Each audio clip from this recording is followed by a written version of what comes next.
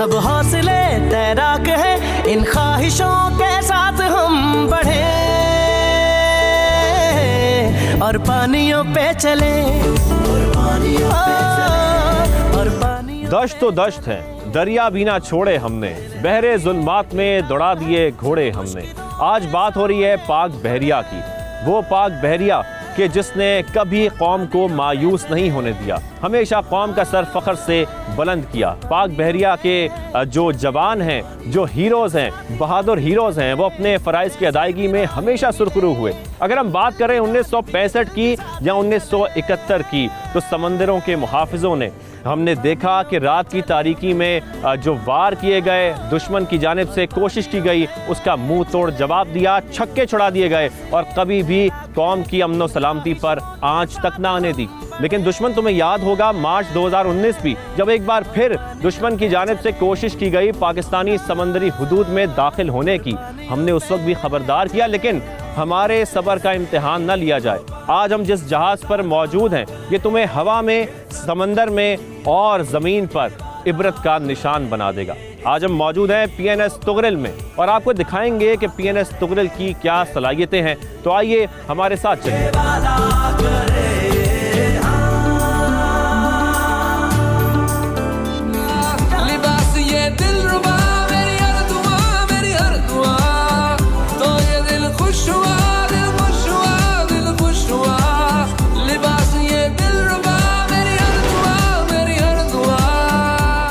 तो जैसा कि मैंने जिक्र किया था, बहुत सारे सवालात हैं जिनको हम जानना चाहते हैं और आप लोग भी सुनना चाहते हैं, इसीलिए आज हमारे साथ मौजूद हैं commanding officer captain Shahid Ahmad sahab. Sir, कैसे हैं आप? खैरियत से? ठीक ठाक है, अल्हम्दुलिल्लाह, बिल्कुल। Thank you very much for joining us.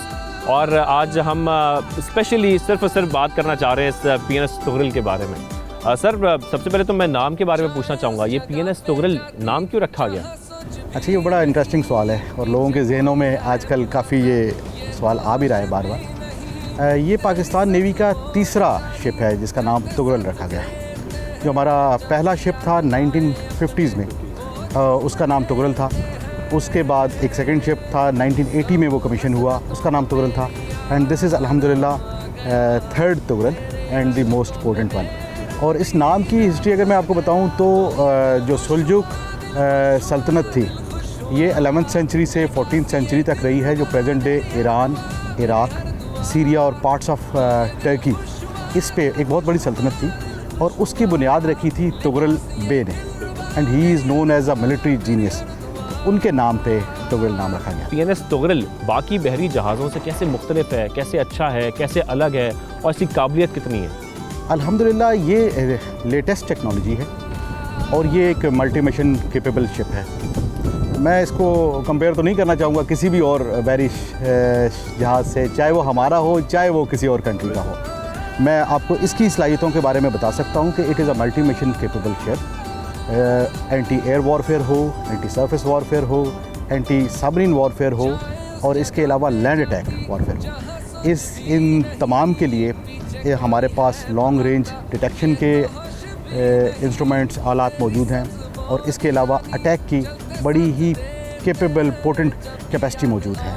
और लॉन्ग रेंज सुपरसोनिक मिसाइल्स हैं, सरफेस टू एयर मिसाइल्स हैं। और अल्हम्दुलिल्लाह, अगर मैं आपको ये कहूँ कि नेवल वॉरफेयर की तमाम डोमेन्स को ये जहाज़ एम्पली कवर करता है, तो ये बेजाना होगा। हमारा जो डिफेंस सिस्टम है ओवरऑल पाकिस्तान नेवी का, वो कैसा है और इस PNS तुगरिल का डिफेंस सिस्टम कितना स्ट्रॉन्ग है? जी अल्हम्दुलिल्लाह, पाकिस्तान नेवी के डिफेंस की अगर मैं बात करूँ तो ओवर द इयर्स जब भी कभी कोई चैलेंज आया, चाहे वो बैरूनी ख़तरात के सूरत में हो, दिफाई ख़तरात की सूरत में हो या इंटरनल सिक्योरिटी की सूरत में हो, पाकिस्तान नेवी ने हर चैलेंज का मुकाबला किया और सुरखरू हुई उसमें। और अपना जो असाइंड रोल है, पाकिस्तान के अज़ाइम जारहाना नहीं है, हम अपनी डिफेंसिव कैपेबिलिटी मेंटेन करते हैं और अल्हम्दुलिल्लाह बखूबी मेंटेन करते हैं। तो पाकिस्तान नेवी समुद्रों में अपनी स्लॉक्स की प्रोटेक्शन, अपनी साहिली पट्टी की प्रोटेक्शन, अपनी किसी भी समुंदर की तरफ से आने वाले ख़तरे के अगेंस्ट प्रोटेक्शन बखूबी कर रही है। और अगर मैं इस शिप के डिफेंसिव सिस्टम की बात करूं तो माशाल्लाह, जैसे मैंने पहले जिक्र किया, it is one of the most potent and equipped with latest defensive systems and offensive systems. तो डिफेंसिव सिस्टम्स में अगेंस्ट अगर any air threat, against surface threat, against सब सरफेस थ्रेट, ये उनको बहुत अर्ली डिटेक्ट कर सकता है। लॉन्ग रेंज डिटेक्शन की कैपेबिलिटी है इसमें। किसी सब सरफेस थ्रेट के कोई टॉर्पीडो हो, सबमरीन हो, बहुत अच्छी ना सिर्फ उसको डिटेक्ट कर सकता है बल्कि उसको डिसीव भी कर सकता है, उसको एवेड भी कर सकता है। तो डिफेंसिव कैपेबिलिटी भरपूर तौर पे मौजूद है। और उसके अलावा मैं यहाँ पे जिक्र करना चाहूँगा कि डिफेंसिव के साथ साथ इसमें बहुत बेहतरीन ऑफेंसिव कैपेबिलिटी मौजूद है। ठीक है sir, thank you very much. और जैसा कि सर कह रहे हैं कि दुश्मन के प्रोफेशनलिज्म पे सवालात बहुत से उठते हैं, लेकिन आज जैसा कि कमांडिंग ऑफिसर साहब हमें बता रहे थे PNS तुगरल के बारे में, और डिटेल्स हमने जानी इसकी कितनी सलाहियत है, कितनी कैपेबिलिटीज़ हैं और ये क्या कुछ कर सकती है, डिफेंस सिस्टम इससे कितने स्ट्रॉन्ग है। लेकिन इसके अलावा और भी बहुत कुछ है जो आपको दिखाना है, और कमांडिंग ऑफिसर साहब की इजाज़त से हम आगे भी जाएंगे और आपको एविएशन ऑफिसर से ही मुलाकात करवाएंगे और ये भी दिखाएंगे कि जो सी किंग इसमें हेलीकॉप्टर शामिल किया गया है या इसमें होता है, उसकी क्या कैपेबिलिटीज़ हैं, वो कितना स्ट्रॉन्ग है या उसके अंदर क्या सलाहियतें हैं। तो आइए हमारे साथ चलिए। नहीं पीछे कोई है बुलाता, ये तो होश भी नहीं, तेरी सब्ज वो निशानी चलते साथ देते हैं, जब भी याद आए अपने वो चूम लेते हैं, सब हसरतों को मेरी आराम आ गया, तेरे आशिकों में मेरा भी नाम आ गया, तो ये दिल खुश हुआ, दिल खुश हुआ, दिल खुश हुआ, लिबास ये दिलरुबा, मेरी हर दुआ, मेरी हर दुआ।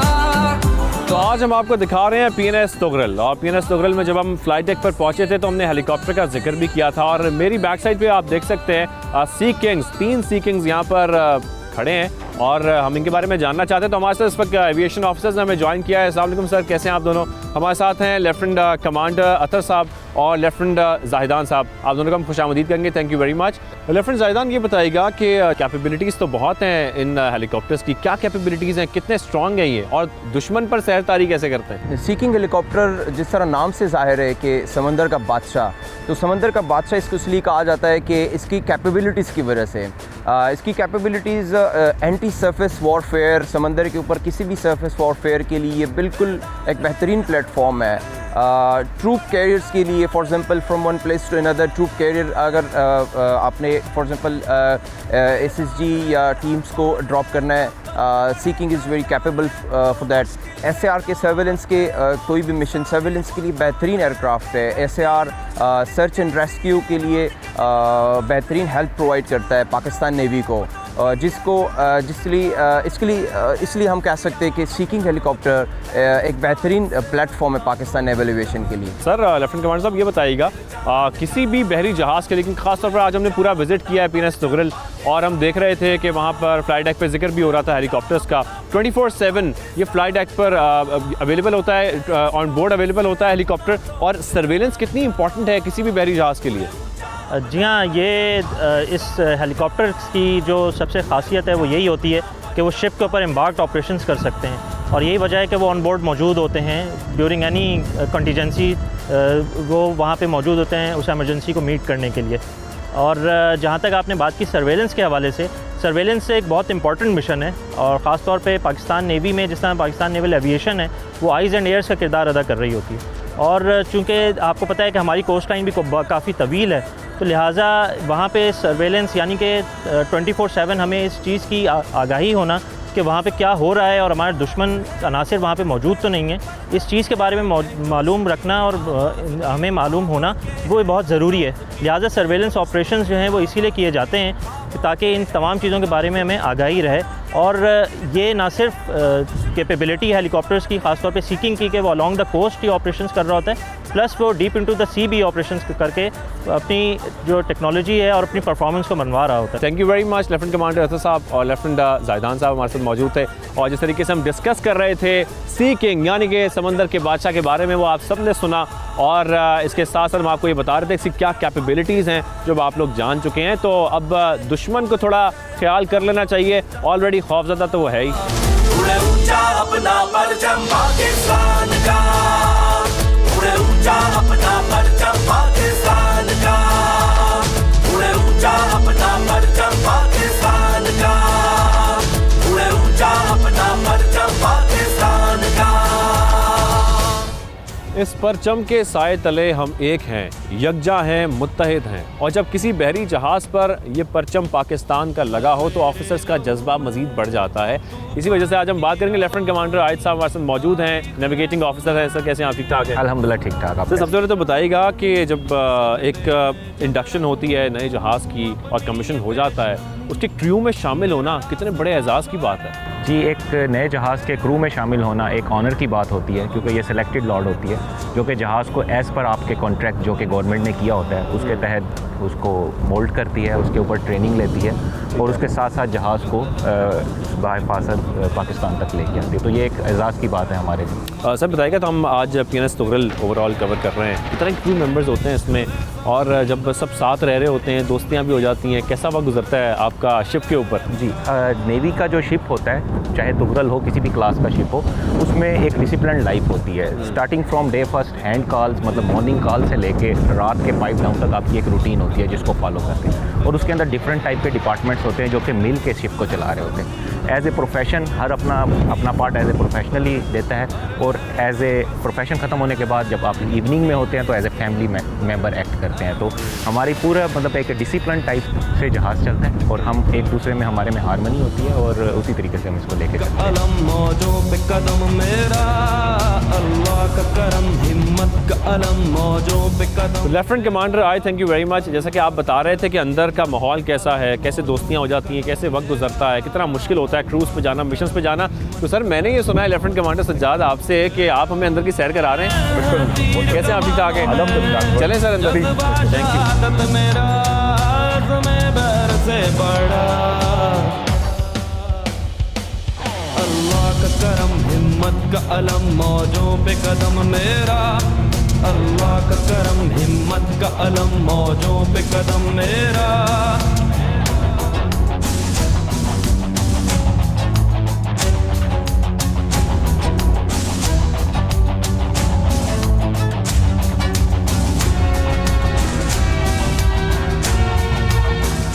सर मुझे बताइएगा कि कितना हाईली टेक कह लें या टेक्नोलॉजी में ये PNS तुगरल कितना आगे है? देखें, जो अभी जो मॉडर्न वॉरफेयर है, मॉडर्न वॉरफेयर में टेक्नोलॉजिकली एडवांसमेंट की बहुत ज़्यादा रिक्वायरमेंट है। It is not a war that is fought with swords और fought with gun man to man. Technology की वॉर है। Exactly. Once we talk about air battles, previously there used to be a dogfight, one fighter with another. Now the dogfight has changed to beyond visual range. Again, the same concept if you apply at sea, it is not within the visual range, it is beyond visual range. So our weapons are targeting over the horizon at ranges hundreds of kilometers further. So we have to be very technologically equipped and advanced, so we are able to detect the enemy at very far off range. कितने बड़े एजाज़ की बात है, आप crew में शामिल हैं, वो भी PNS तुगरल के। Alhamdulillah, being part of the commissioning crew is a big honor और बहुत एजाज़ की बात है। And while preparing this ship for the commissioning, it was day in day out, lots of hard work. We had to burn the midnight oil. तो बहुत मेहनत की अल्हम्दुलिल्लाह ऑफिसर्स ने और जवानों ने। मैं सामने एक बोर्ड देख रहा हूँ, मैं चाहूँगा कि आप कुछ बताएं इसके बारे में। अच्छा, ये हमारा जो it's a logo of our ship, सूरह हूद की आयत है, वमा तौफीकी इल्ला बिल्लाह, और वो और मेरी तौफीक अल्लाह ही की तरफ से। मैं हूँ डट के खड़ा, अल्लाह का करम, हिम्मत का अलम मौजों पे कदम मेरा।